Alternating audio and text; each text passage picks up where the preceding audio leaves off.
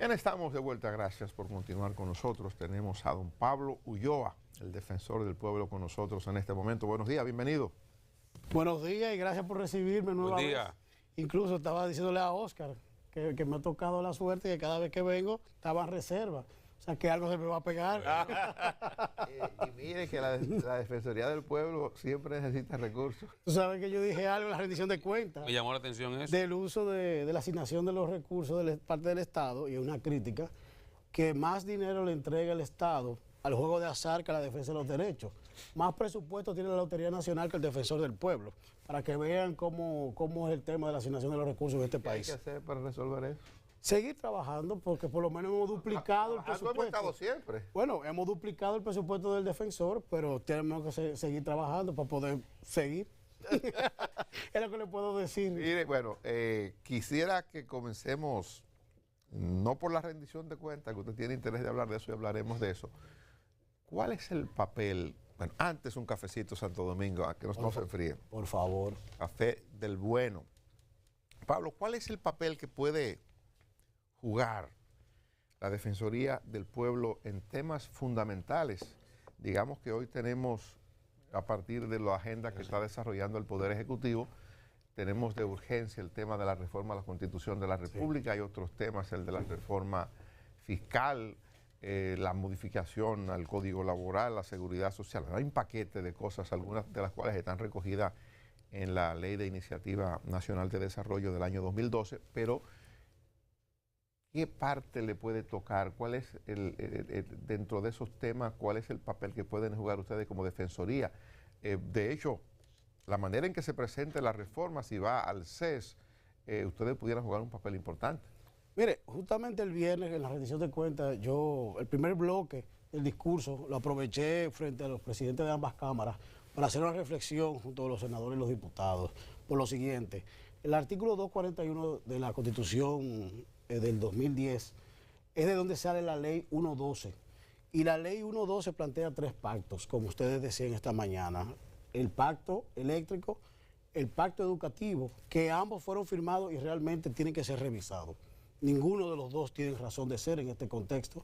El pacto eléctrico incluso plantea una revisión de la tarifa y apenas nosotros los que pagamos la luz sobre lo que estamos subsidiando todo este sistema eléctrico que ya perdió la razón de ser, el sistema 24 horas, que era lo que incentivaba que las personas se pudieran adherir a poder pagar la tarifa, sea la tarifa prepaga o no, pero por lo menos había un sistema que te demandaba que tú pagaras. El pacto eléctrico indiscutiblemente tiene que ser revisado porque el sistema educativo dominicano no está generando los conocimientos a los estudiantes, y los estudiantes lo que están haciendo es desertando. Y el pacto fiscal, que lo podemos hablar en detalle más adelante. Ahora, por mi experiencia, y le planteaba justamente a don Ricardo y don Alfredo, el pacto por la seguridad social y el pacto del mercado laboral tienen que ser asumidos. Y hablo de pacto en vez de reformas, porque consustancialmente son transversables todos. Y ahí tenemos que tener un concepto de lo que es la concertación, y ahí sí entra el defensor del pueblo. Si hay algo que nosotros hemos podido entender en esta lógica de estos 3 años de gestión, es que la confianza que ha generado el defensor para muchos actores puede llevar que nosotros podamos ejercer de tal vez contrapesos, pero al mismo tiempo de catalizador. El CES tiene una razón en la Constitución, pero el Congreso necesariamente es el escenario donde se debate. Y las comisiones tienen que ser los espacios donde entre la discusión. Por ejemplo, la Ley de Seguridad Social nació a principios del siglo, pero fue modificada en una universidad en el 2007 y del Plan Básico de Salud se quedó en un catálogo mínimo. Pero ya estamos hablando que las primeras pensiones las vamos a tener pasadas del 27 con las 360 cotizaciones.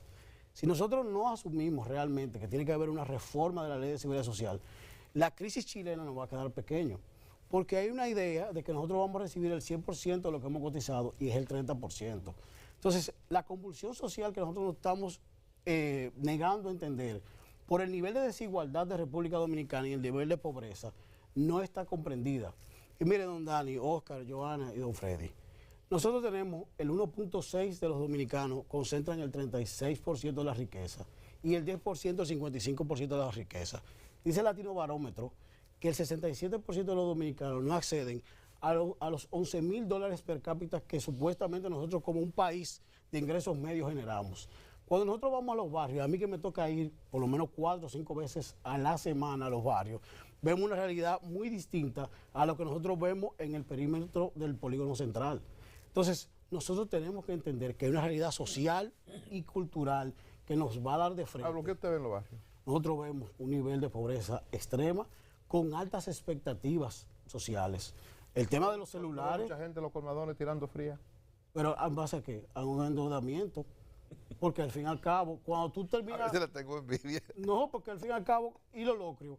Es la manera de mitigar. Desde el 20 tú no puedes comer carne. Un lunes a las 11 de la mañana una mesa de dominó abierta y los tipos tirándose. No, pero a mí mismo me da envidia. Vamos a eso. Yo sudado, saliendo de la cañita y lo que veo de 2 tipos jugando dominó me da envidia.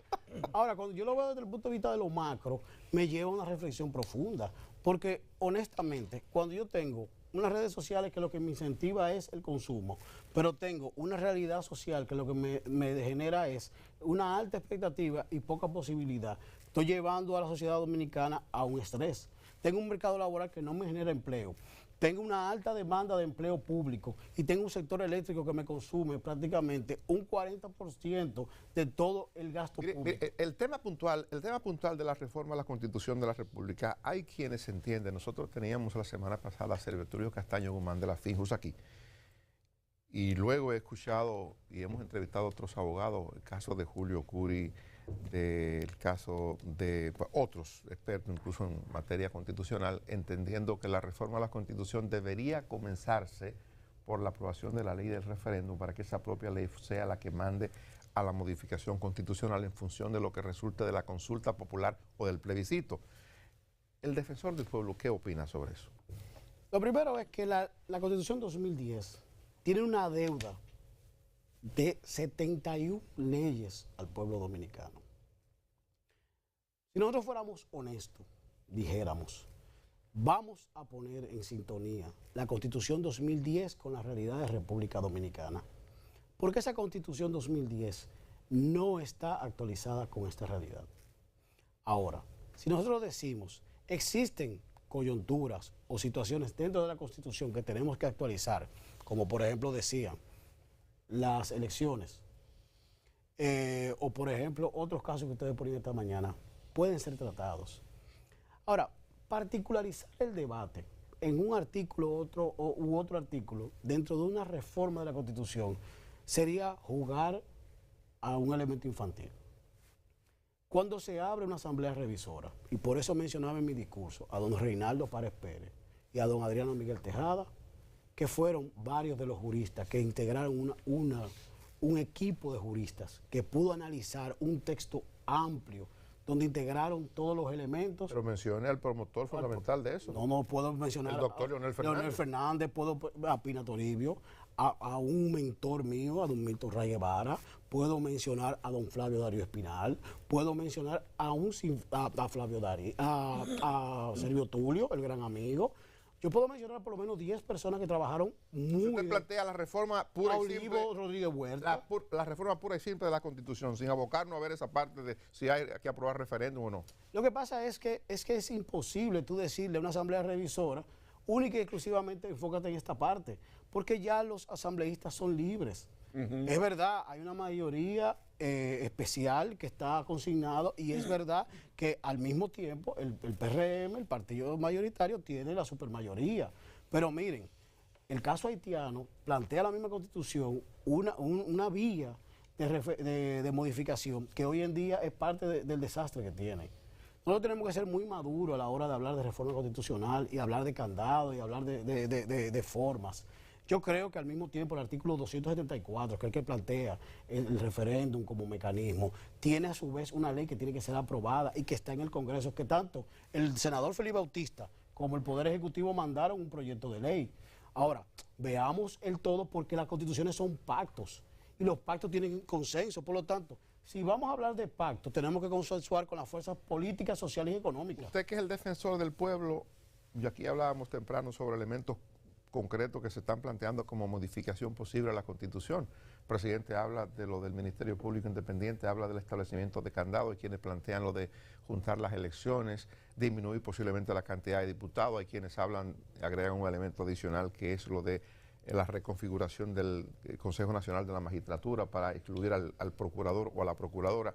Yo le digo, al defensor del pueblo, ¿cuáles temas entiende que son trascendentes para una constitución nueva? Mira, por ejemplo, hay 3 consejos que a su vez pueden ser analizados. El Consejo Nacional de la Magistratura, el Consejo del Ministerio Público y el Consejo del Poder Judicial. A su vez, el hecho del Ministerio Público llamarle en vez de procurador, Fiscalía General, y hablar de un Ministerio de Justicia. Tenemos un elemento hoy que plantean en el tema del cobro de impuestos, porque hoy Jaime Aristi plantea unificar aduanas con impuestos sobre la renta como un mecanismo de eficientización, porque tenemos mucha evasión, elusión y de reducir gastos. Y de reducir gastos, pero también tenemos el tema de las exenciones. Indiscutiblemente, nosotros tenemos un catálogo de derechos fundamentales, 32 derechos fundamentales que tienen que ser financiados por el Estado, y el tema del financiamiento de esos derechos, de ese estado de bienestar, es un tema que al defensor del pueblo le preocupa, porque estamos hablando de muchos derechos, pero al mismo tiempo estamos hablando de un mecanismo de financiamiento que es ineficiente, porque el sector eléctrico en República Dominicana se lleva todo el gasto público prácticamente. Entonces, el defensor lo que está planteando es que veamos el todo, no seccionar la discusión, porque asimismo cuando hablamos de la Constitución vienen subsecuentemente las otras leyes que tienen que sectorializar todo el debate desde el punto de vista de las políticas públicas. Segmentar la discusión en un solo punto lo que nos puede llevar es que el pacto eléctrico, el pacto fiscal, el pacto educativo, el pacto del mercado laboral, el pacto de la seguridad social se nos puedan ver cortados por el simple hecho que nos estamos enfocando en si un presidente va a seguir o no.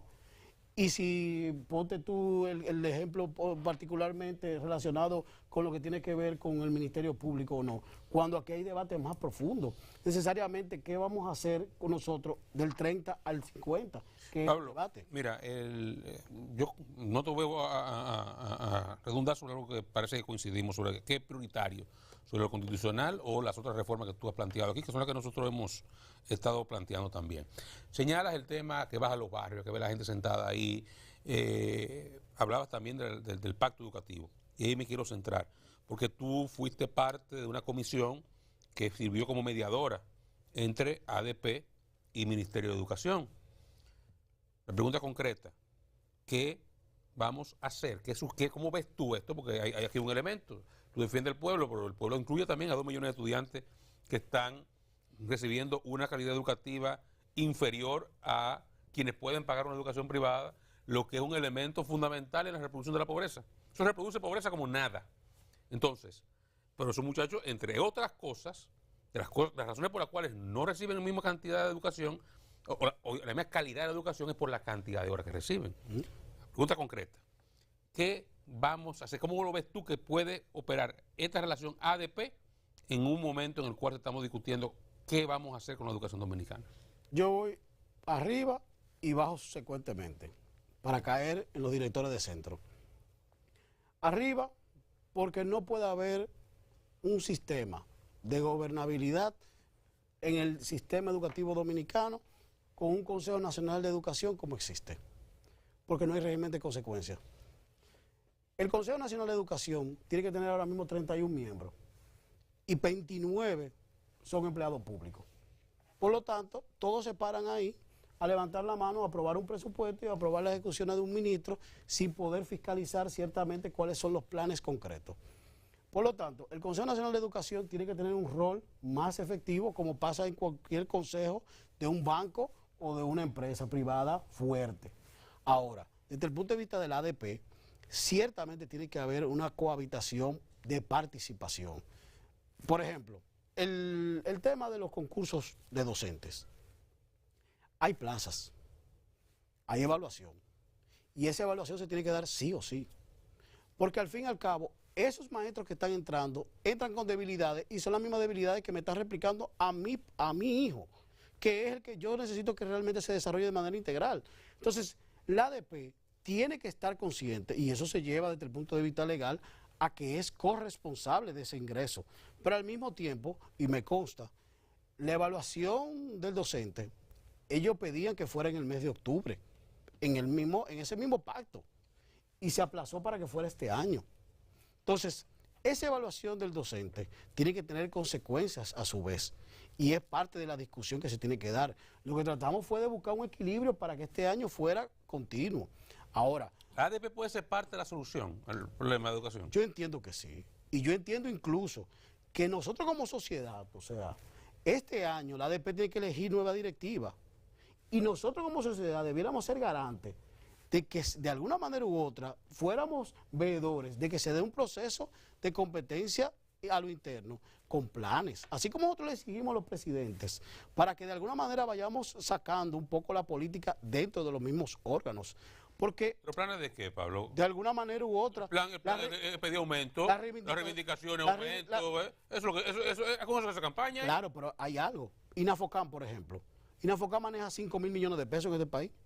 O sea, ¿cómo es posible que un órgano descentralizado, el Ministerio de Educación, maneje 5.000 millones de pesos y aquí nadie sepa en qué lo invierte? Eso es imposible, Oscar.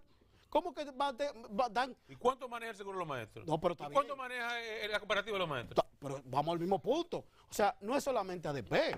La cooperativa... Todo lo mismo. Está bien, pero vamos a lo siguiente. O sea, el Ministerio de Educación es a su vez, y el sistema educativo. INEFI te maneja 3.000 millones de pesos. O sea, estamos hablando que cuando tú vas viendo el sistema educativo, el ministerio como cabeza, lo que te hace una política pública ¿de qué? De que se van a entregar los libros el 16 de agosto, porque el 23 se apertura las escuelas y el director de mantenimiento escolar va a mandar la lata de pintura. No, la Junta de Centro tiene una razón. Ahora vamos a los directores de centro. Por eso te decía, tu papá fue embajador en Chile. A mí me tocó 15 días vivir en Chile por un trabajo que le hice a la UNESCO, cuando yo trabajaba para ellos. Existía el voucher educativo, pero la Junta de Centro tenía, junto con el director de centro, la responsabilidad de contratar sus profesores, de evaluar sus profesores y de sacar sus profesores. ¿El modelo? Por eso te decía, vamos a lo macro y vamos a lo mínimo.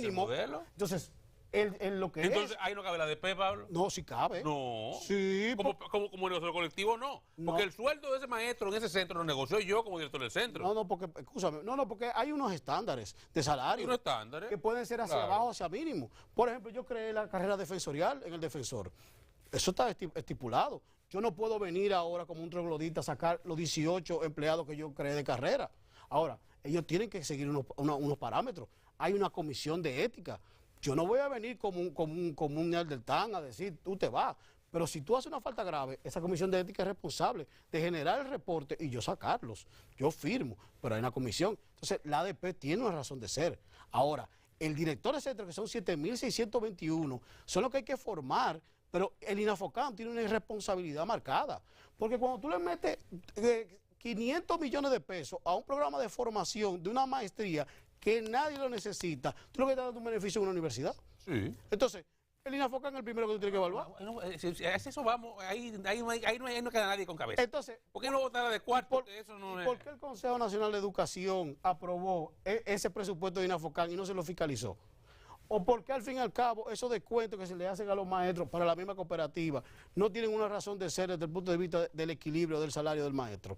Entonces, el sistema educativo lo vemos como el ministerio. Hay maestros que cobran $1 mensual. Estamos de acuerdo. Y yo he tenido que decidir el tema de la indexación de las pensiones. O sea, esa realidad yo la he tenido que ver. Ahora, el sistema por lo menos tiene 5 nudos a su misma vez, que no es solamente el ministro. El ministro al mismo tiempo tiene que ver infraestructura, alimentación. Por ejemplo, INAVIMA termina haciendo alimentación, pero INAVIMA licita todo lo que le corresponde. Si aparece una bomba en una alimentación, INAVIMA lo tiene que manejar desde el punto de vista del manejo de la crisis.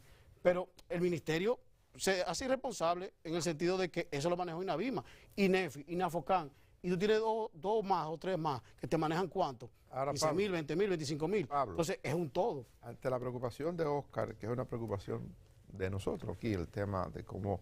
Pero viste que es más grande. De cómo la ADP ha venido manejándose. A usted le ha correspondido recientemente ser un mediador entre la ADP y el gobierno. Ha estado participando en un proceso de diálogo, de negociación. Hoy día la relación ADP-gobierno está bien. Eso ya se tranquilizó con el aumento del salario de los maestros. No hay amenazas. Sí, hay una situación relacionada con el concurso docente, que a mí sí me preocupa, Ajá. porque son plazas de nuevos profesores que están ingresando. Y por eso yo digo... La de se paró del concurso, ¿fue? Por eso yo digo, hablemos de 5 pactos, y yo lo pongo de nuevo a la mesa. Podemos hablar de reforma constitucional si ese es el tema que como presidente de la República, don Luis Abinader entiende que es importante, o es estratégico, o él entiende que es parte de su legado. ¿Cómo quitárselo de sus posibilidades siendo él el presidente? No, claro que no. Ahora, no hablemos de reforma, hablemos de 5 pactos, y uno de esos es el pacto educativo. Ese pacto educativo está desfasado. Ese pacto educativo merece una nueva ley de educación en República Dominicana, donde tenga otro tipo de características que las que están ahora mismo, lo único que están haciendo es una furcia, tirando dinero, sin ningún tipo de razón de ser. El pacto por la seguridad social, el pacto eléctrico, el pacto fiscal y el pacto del mercado laboral, porque es lo mismo, usted lo decía, si el Estado lo ponemos más pequeño, esas personas que salgan del sector eléctrico, por ejemplo, que tenemos que hacerlo más eficiente y muy probablemente llevarlo a un tema de alianza público-privada o llevarlo al sector privado, esos empleados hay que generarle los empleos necesarios por la calidad del técnico que estamos sacando del sector público, generarle las oportunidades. Entonces, el mercado laboral es más allá que el simple hecho de quitar la cesantía. O sea, si hablamos de 1 millón de empleos, se supone que tenemos que identificar dónde se van a crear esas fuentes, cómo vamos a incentivar la inversión para que se generen esas fuentes de empleo. Pablo, Señor. ¿cómo va lo de la comisión que se creó para trabajar la parte de la cárcel La Victoria y La Parra? Mire, esta semana hay reunión. Yo, o sea, que soy muy respetuoso del orden jerárquico y más del profesor Subero Isa, que es como un mentor. Ya los decanos de las universidades revisaron todos los elementos técnicos y dieron su informe, por eso se ha dilatado, porque yo tenía muchas críticas, tengo que decirlo abiertamente. Ellos han hecho un trabajo muy técnico. ¿Críticas a qué? A la parte a la infraestructura. a la infraestructura, a la parte eléctrica, a la parte sanitaria, a la parte de infraestructura. ¿Cómo fue diseñado? ¿Cómo está, o las condiciones en que está ahora? La parte del diseño y el deterioro, porque se supone que ahora viene la parte de poder darle la posibilidad al ministerio de hacer la licitación para poder entonces completar todo el sistema y que puedan ser mudadas las personas una vez se concluya la obra. Entonces, ese trabajo técnico... La pregunta, ¿las críticas son al estado en que está ahora o a lo que había antes? Lo que había antes, por ejemplo. Cada módulo tenía un sistema completo de la parte de agua, la parte sanitaria. El diseño que se está haciendo es un diseño independiente de cada módulo, cada bloque. Entonces, la parte eléctrica ni siquiera tenía la sujetación instalada ni el tema del cableado opuesto, la parte eléctrica. Le estoy diciendo 2 elementos. Entonces, ahora lo que se está tratando es de hacer ese elemento ya para poder hacer la licitación desde el punto de vista del ministerio. Entonces, para nosotros poderle dar ese beneplácito al ministerio, vamos a decir, esa no objeción, todos tenemos que estar contestes de que es técnicamente correcto y desde el punto de vista jurídico, que es el caso de nosotros, que es lo que podemos opinar, estamos de acuerdo. ¿Hay un tiempo que ustedes se han dado para que eso se resuelva? Miren, aquí lo que estamos jugando es el nombre de nosotros. Lo que queremos es que la sociedad dominicana sepa que nosotros lo estamos haciendo con el nivel de rigor. ¿Le van a decir a este país qué le costó el deterioro de las Parras? Pudiera salir ciertamente, porque yo soy el primero que quiero saberlo. Yo quisiera saber qué costó abandonar esos 4 años. Porque tú sabes muy bien que yo soy uno de los críticos que ha sido vehemente en esa parte. Esa es una parte del sistema carcelario de la República Dominicana, eso que están ustedes tratando, pero hay un tema mucho más viejo, mucho más complicado, sistémico, que es el caso de que cómo vamos a resolver el tema de la cantidad de presos preventivos en el país. 60 y tanto por ciento, 65 o más son presos preventivos. O sea, ¿qué puede hacer la Defensoría del Pueblo por esa gente? Mira, don Dani, y por ejemplo, ahí entra un debate de lo que yo le decía. Cuando hablamos de reforma constitucional, yo le digo, bueno, ¿cómo centrar una discusión nada más en 2 temas? Si vamos a hablar del Ministerio Público, bueno, el Ministerio Público no puede seguir administrando las cárceles. Bueno, pues vamos a hablar de una Fiscalía General que sigue con sus procesos de judicialización y demás, y vamos a sacar las cárceles para un órgano que puede ser un procurador general, puede ser un Ministerio de Justicia, que sí tenga el interés, que sí tenga marcada capacidad para poder administrar las cárceles, que sí tenga la sensibilidad de que una resolución salga y pueda ejecutar esa resolución el viernes para que esa persona pueda estar en su casa. Y yo le pongo el ejemplo de aquella carcelita que nosotros pudimos cerrar junto con Defensa Pública Santo Domingo Este. ¿Cómo es posible que un sábado a las 12 del día aparecieran 52 resoluciones?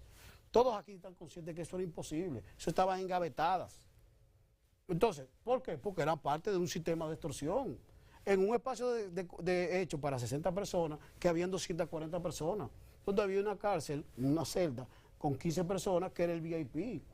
Entonces, ese tipo de corrupción es la corrupción micro que existe en la mayoría de las cárceles. Entonces, cohabita un nuevo modelo, que es el que Roberto siempre ha dicho, con un viejo modelo que siempre va a seguir parte del sistema. Entonces, no podemos seguir hablando del sistema carcelario pensando que va a venir una varita mágica. O sea, el sistema carcelario de República Dominicana es parte de un sistema de corrupción como son las fronteras, como son otro mecanismo, como son los destacamentos, como el buscar cuando hacen redadas. Entonces, ahí es que entra justamente esa llamada de atención. Esa es una parte, pero ahí está la otra parte ya del Poder Judicial. Digamos que el Ministerio Público hace lo que le corresponda en la persecución, en la presentación de acusación, pero la parte de agilizar los procesos que corresponde también de manera fundamental a la judicatura, al sistema de justicia, a la judicatura, que hace el aparato de justicia para ser mucho más eficiente, para darle salida a los casos. Entonces ahí entra un elemento que yo le decía en el anterior programa y que yo lo llegué a hablar con el presidente de la Suprema. Y espero que una vez el 16 de agosto el presidente de la República tome decisiones, se pueda dar un diálogo más fraterno entre todos los actores. Así como se ha visto que en la sala penal, por ejemplo, la Suprema Corte de Justicia, la mora ha ido descendiendo, así se tiene que dar un diálogo en los diferentes niveles del Ministerio Público, del Poder Judicial, donde pueda realizarse un diálogo real y honesto para poder de alguna manera interconectar los sistemas, porque la policía, el Ministerio Público y el Poder Judicial tienen que poder, así como los lunes hay una mesa que se reúne en las mañanas, así tiene que haber una mesa entre esos tres actores, junto con Defensa Pública que maneja el 80% de los casos penales de República Dominicana.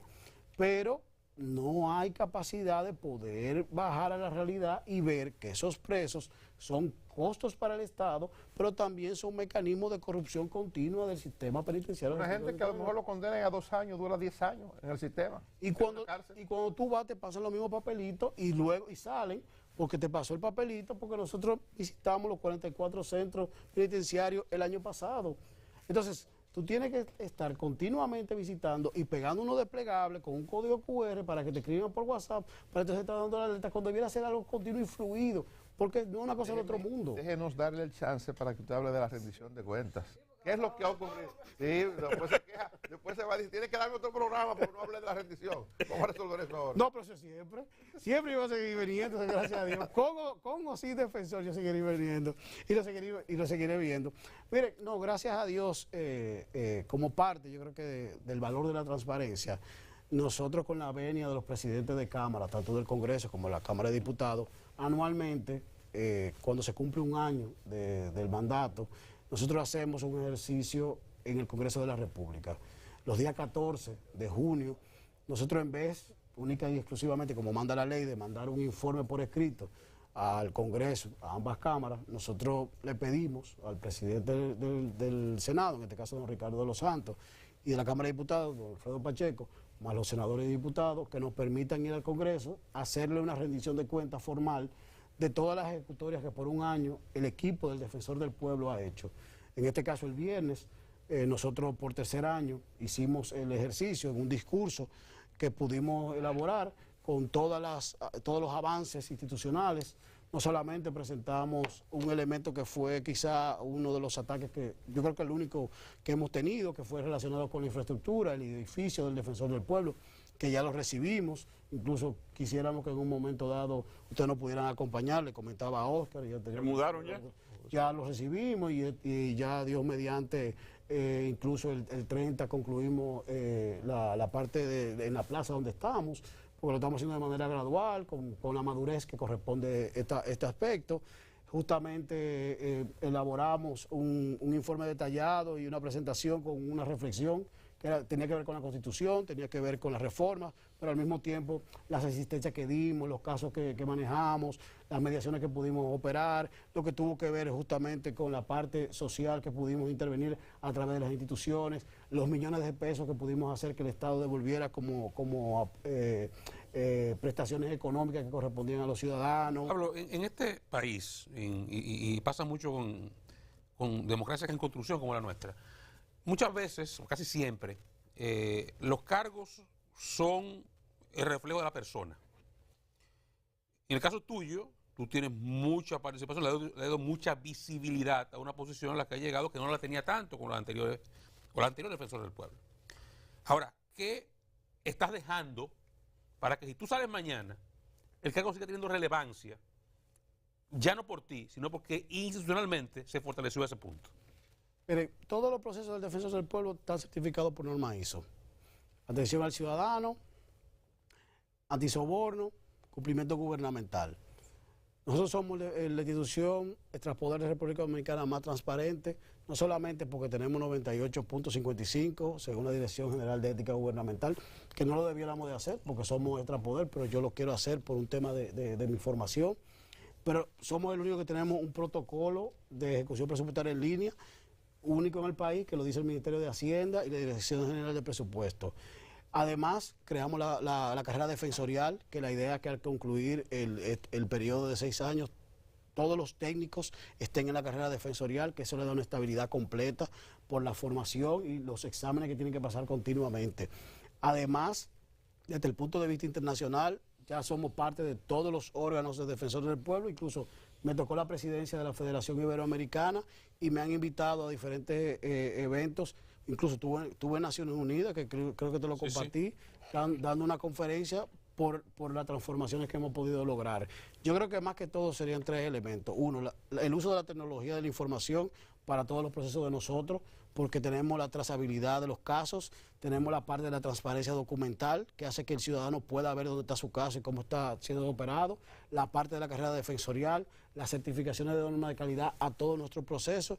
Ya con la sede, ahora pudiéramos ampliar las partes de las sedes regionales, que va a permitir, a partir del voluntariado que vamos a lanzar el mes próximo, y ya vamos a hacer la ruta de los derechos a partir de septiembre a diciembre. Vamos a pasar en todas las provincias del país, vamos a tener una agenda. Creo que son los elementos que van a dejar ya el defensor del pueblo en el 2027 como una institución totalmente solidificada, y creo que va a ser un referente de la buena administración pública, que fue, vamos a decir, el objetivo que me llevó a postularme en su momento.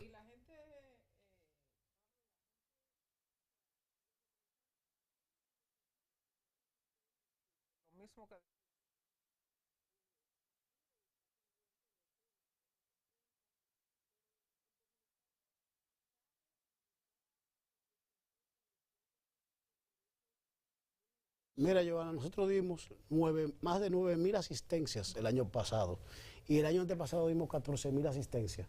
Y eso fue a través de la tecnología, fue a través de un CRM que nosotros instalamos. Y nosotros, aparte de eso, este año vamos a generar un observatorio que hicimos un pilotaje el año pasado, y ese observatorio a través de las redes sociales, que luego se lo pudiera pasar, porque yo sé que, gracias a Dios, la encuestadora que ustedes tienen modula muchos temas de interés y es muy efectiva, no solamente por la parte política, sino por los elementos sociales. Vamos a estar midiendo sobre eso próximo. Pero cada 2 meses nosotros vamos a empezar a generar unos informes, además de ese informe nacional de derechos humanos, que fue un hito Pablo, entonces, para la institución. su gestión termina en el año 2027. 27. Sí. Pienso que usted se va a presentar para elegirse ahí. ¿Eh? ¿Qué fue? Este sea menos. ¿Y por qué? ¿Qué ameno? ¿Y por qué? Diría don Freddy, un amigo de él. ¿No se puede presentar de nuevo? Sí, dice la ley que permite. Entonces, ¿cuál es el problema? No. Bueno, señores, gracias a don Pablo Ulloa para Diría un amigo de don Freddy, diría que yo soy hijo del destino. No. Bueno, hay un televidente que lo ve mucho ustedes, que lo imita muy bien, que dice, yo soy hijo del destino. Bueno, gracias a Pablo Ulloa, defensor del pueblo, por acompañarnos mañana de vuelta a partir de las 5 de la madrugada.